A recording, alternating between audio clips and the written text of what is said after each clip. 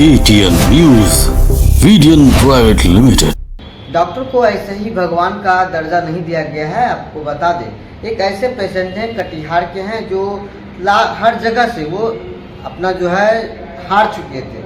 आत्म जो विश्वास होता है वो खो चुके थे। वो अपने इलाज के लिए दर दर भटक रहे थे। कटिहार से लेकर के पूर्णिया हो या पटना हो, तमाम जगहों का चक्कर काट चुके थे, परंतु कोई डॉक्टर ऐसा नहीं जो इनके इलाज के लिए गचे। फिर इनको जो पेशेंट के रिलेटिव हैं वो कटिहार के मिर्चाईवाड़ी पहुंचते हैं डॉक्टर दीपेश के पास। फिर क्या कुछ होता है पूरी बात को जानेंगे। सर क्या नाम हो? मेरा देवी। कौन है पेशेंट? पेशेंट आपका बेटा है? हाँ। क्या नाम है पेशेंट का? दीपक। क्या हुआ था? पैर टूटा है। कैसे टूट गया? गिर गया है। और कोई बीमारी था?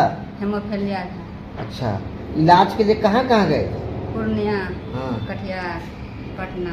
कोई नहीं लिया? नहीं। क्या बोल रहा था? हेमोफीलिया इसलिए नहीं लिया। रिस्क था? हाँ, इसका नहीं लिया। नहीं लिया। फिर कहाँ आए? यहाँ मिर्चाईवाड़ी आ गए? मिर्चाईवाड़ी आया। कौन बताया यहाँ के बारे में? तो कोई डॉक्टर था वही बताया। कैसा इलाज हो रहा है? ठीक ठाक हो रहा हाँ, है? ठीक-ठाक हो रहा कोई है। दिक्कत भी होता है क्या? नहीं। नहीं होता है। ठीक है, और उनके जो भाई हैं उनसे बात कर लेते हैं कि पूरी वारदात घटना कैसे क्या की घटना अपने भाई के साथ हुई, क्या था? जी, मेरा भाई का 8 फरवरी को पैर टूट गया था सीढ़ी से फिसलने के कारण।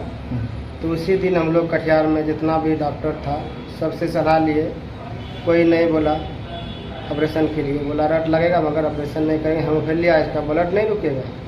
तो उसके बाद हम लोग चले गए पूर्णिया मेडिकल कॉलेज। वहाँ भी 15 दिन रुके, इलाज किए, फैक्टर चढ़ा, ब्लड चढ़वाया ऑपरेशन के लिए। बोला रिक्स है डॉक्टर। उसके बाद वहाँ भी लापरवाही था, हम लोग घर चले गए। मेरा घर में कोई काम था। उसके बाद घर से फिर गए सदर आए, सदर से रेफर किया भागलपुर। हम लोग भागलपुर नहीं करा के गए पटना। पटना PMCH में रहा 15 दिन।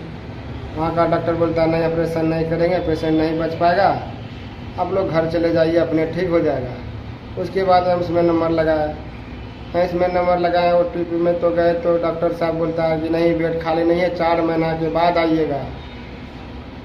तो नहीं लिया। उसके बाद प्राइवेट में गए 2-3 जगह, प्राइवेट में भर्ती कर लिया। उसके बाद फिर हॉस्पिटल इंचार्ज भर्ती कर लेता था, ऑर्थो का डॉक्टर आता था, पेशेंट का स्थिति देख के बोलता था नहीं हम हाथ नहीं लगाएंगे, पेशेंट नहीं बचा पाएंगे। आत्मविश्वास खो चुके थे आप? जी, पूरा एकदम हम लोग का कोई विश्वास नहीं था कि मेरा भाई ठीक हो पाएगा, उसका कोई ऑपरेशन कर पाएगा। फिर कैसे विश्वास आया? डॉक्टर दीपेश सर से मिले, डॉक्टर दीपेश सर से बातचीत किए। क्या बोली, आश्वासन क्या दिया? डॉक्टर सर को बोले कि सर ऑपरेशन कीजिए, हमारी जगह से हार चुके हैं, ऐसा कोई दिक्कत नहीं, अगर कोई तरह का दिक्कत होगा तो सर आपको खुद दिक्कत नहीं। आप खुद जिम्मेदारी लिए थे? जी जी, हम लोग खुद जिम्मेदारी लिए। क्या नाम है आपका? लालू कुमार यादव। देख सकते हैं ये बेड पर यही वो पेशेंट है जिसका सीढ़ी से गिरने से जो है पैर फ्रैक्चर हो गया था, जिसका इलाज करने के लिए वो कई जगह भटके। कटिहार ही नहीं, पूर्णिया ही नहीं, बल्कि पटना तक ये भटके और हर डॉक्टर के दरवाजा पे खटखटाए। लेकिन क्या कारण था? हालांकि डॉक्टर को भगवान का रूप ऐसे ही नहीं कहा गया, भगवान का दर्जा ऐसे ही नहीं दिया जाता है, किंतु इसके साथ क्या क्रिटिकल स्थिति था जो कोई डॉक्टर एक्सेप्ट नहीं कर रहे थे इलाज के लिए। बहरहाल आइए जो डॉक्टर है यहाँ के दीपेश जी, हम उनसे भी जानेंगे क्या कि वो क्या कुछ इस पेशेंट के अंदर था कि कोई डॉक्टर नहीं गच रहा था और वे खुद गचे कि उनका इलाज वो कर रहे हैं। नमस्कार, मैं डॉक्टर दीपेश, ऑर्थोपेडिक सर्जन, यहाँ आयुष्मान हॉस्पिटल का एक डॉक्टर हूँ। जो पेशेंट के बारे में आप बात कर रहे हैं, वो पेशेंट दीपक कुमार यादव 18 साल के हैं, मनसाही कटिहार के।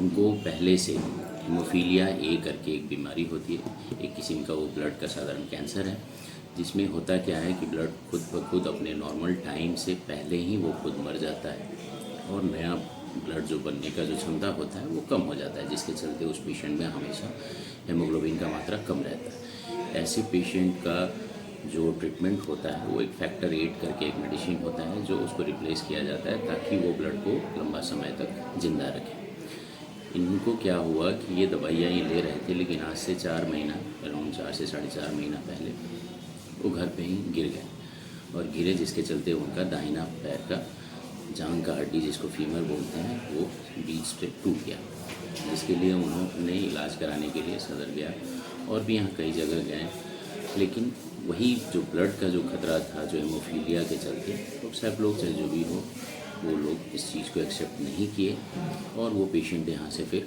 पटना गया। वहाँ भी बहुत सारे हॉस्पिटल्स में, इवन मेडिकल कॉलेज में हो गया, लेकिन वहाँ भी उसको इलाज नहीं हो पाया।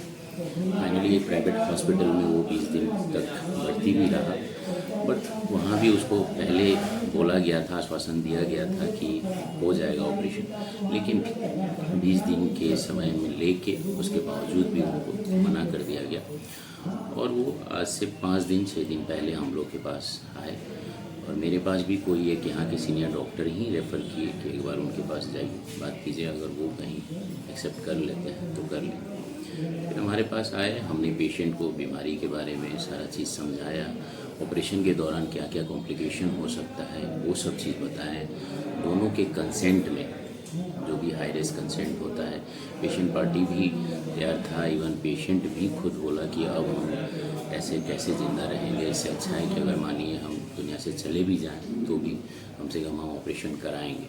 तो इस हिम्मत से, पेशेंट का हिम्मत, उसका पेशेंट पार्टी का हिम्मत से और हम लोग के अपने साथ जो भी स्किल्स थे वो सारे मिल के, और आज हम लोग ने आज 48 घंटा हो गया ऑपरेशन किया हुआ और पेशेंट बहुत अच्छे से अपना, आप लोग देखे ही होंगे, बहुत अच्छे से अपना बेड पे पड़ा हुआ है।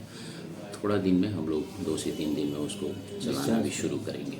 उस पर डिस्चार्ज कब तक हो जाता है? डिस्चार्ज एक्चुअली अभी इस पेशेंट का हम सूचर जब तक आउट नहीं, सिलाई नहीं काटेंगे तब तक अभी यहाँ रखेंगे। कारण इसका ये है क्योंकि एवरीडे सुबह शाम वो फैक्टर हम लोग दे रहे हैं ताकि वहाँ से ब्लीडिंग ना हो। अगर फैक्टर का कमी होगा तो क्या होगा कि चीरा जहाँ लगा है वहाँ से ब्लड आना शुरू हो जाएगा, तो घर पे जाएगा तो ये चीज़, अगर मानिए कभी बीच में ब्लीडिंग होने लगा तो यहाँ रहेगा तो हम लोग तुरंत उसका ड्रेसिंग करेंगे, लेकिन घर पे तो ये पॉसिबल नहीं हो पाएगा। कोई डॉक्टर सर एक्सेप्ट नहीं कर रहे थे, आपको कैसे लगा कि आप उसको ठीक कर पाएंगे? क्योंकि कोई डॉक्टर बहुत जगह वो भटक चुके थे, आत्मविश्वास जो था वो खो चुके थे। आपको नहीं लगता है कि ऐसा कुछ अनहोनी घटना घटता तो फिर बहुत बड़ा रिस्क था? नहीं, ये बहुत बड़ा रिस्क था, बात एकदम आपका सही है।